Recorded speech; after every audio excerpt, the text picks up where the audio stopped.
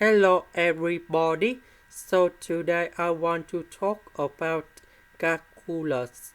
The topic today is about differential equation. So now I want to show you how to answer.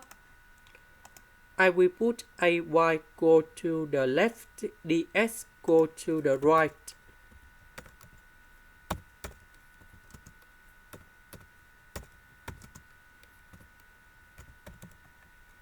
Next, we need to integral for the both sides.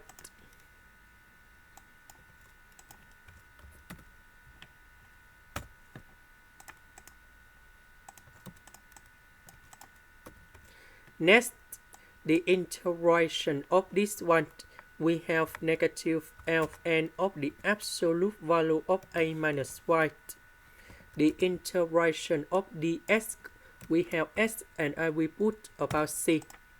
This is the end. Thank you for watching.